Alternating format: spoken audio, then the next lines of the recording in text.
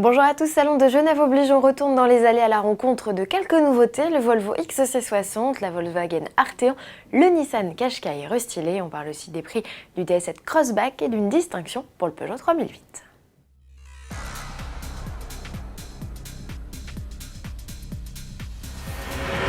La France était à l'honneur de notre JT d'hier, place aujourd'hui à l'actualité internationale et à un modèle qui a su se faire discret jusqu'au moment clé du lever de rideau, c'est le XC60.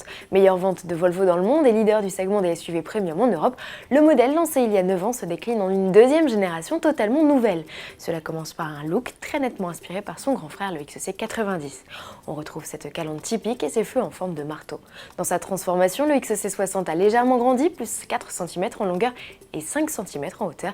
Il gagne également en standing et en équipement de sécurité. Il profite désormais d'une fonction assistance de direction en association avec des aides à la conduite déjà existantes pour éviter ou limiter les collisions. Le Volvo XC60 inaugure également un système de conduite autonome en option capable de piloter seul jusqu'à 130 km/h. Sous le capot, les puissances des blocs essence et diesel s'échelonnent de 190 à 320 chevaux. Le petit frère du XC90 en profite pour lui piquer son bloc hybride rechargeable de 407 chevaux. La commercialisation du XC60 est prévue à la fin de l'été. Direction à présent le stand Volkswagen où trône fièrement l'Arteon. C'est la remplaçante de la Passat CC. Cette 5 portes qui conserve ses faux airs de coupé mesure 4,86 m de long, soit 10 cm de plus que la Passat.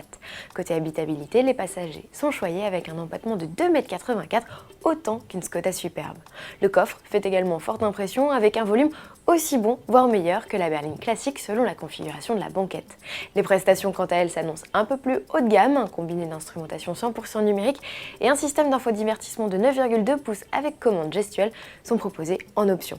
Sous le capot, Volkswagen ne mise que sur des 4 cylindres essence et diesel de 150 à 280 chevaux. Pour les blocs de plus de 200 chevaux, transmission intégrale et boîte DSG7 sont de série. Lancement prévu là aussi à l'été. En bref, Nissan restyle le Qashqai pour les 10 ans de son modèle Star, pionnier du segment des SUV. Le constructeur nippon lui offre un nouveau look avec une calandre en V plus marquée. L'habitacle se veut plus qualitatif et plus technologique. Le Qashqai de phase 2 inaugure en Europe la technologie Nissan ProPilot, un système de conduite semi-autonome déjà commercialisé au Japon. Le Qashqai en a également profité pour revoir sa direction et ses suspensions, histoire de mieux affronter la concurrence, de mieux en mieux armé. Et parmi ses rivaux, le 3008, le SUV Peugeot vient de décrocher en Suisse le titre de voiture de l'année 2017, un titre qui lui a été remis par un jury d'une cinquantaine de journalistes européens. C'est le premier SUV à décrocher cette distinction.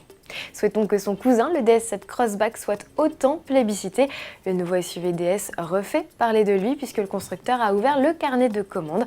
Pour faire partie des europossesseurs de l'édition de lancement, baptisée la première, comptait 53 400 € avec le diesel de 180 chevaux et 54 900 € avec le bloc turbo essence de 225 chevaux. Des prix élevés puisqu'il s'agit de versions haut de gamme pourvues de toutes les aides à la conduite possibles et imaginables au catalogue. Le tarif des versions plus simples pourrait davantage se situer autour des 30 000 €. Première livraison prévue en janvier 2018. Et n'oubliez pas d'élire vos voitures préférées du Salon de Genève 2017. On compte sur vous, ça se passe à l'adresse rtl.autoplus.fr. À demain.